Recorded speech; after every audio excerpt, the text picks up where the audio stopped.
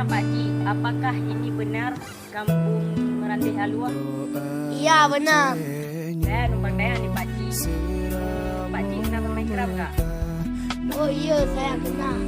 Saya di mana ya Pak Cik? Saya sudah kemarin cari-cari remaja tapi nggak dapat-dapat. Di mana ya? Boleh nggak Pak Cik? Beritahu. Boleh aja. Di mana ya Pak Cik? Abang pergi dulu. Kadang-kadang belok kiri di situ. Terima kasih ya Pak Cik.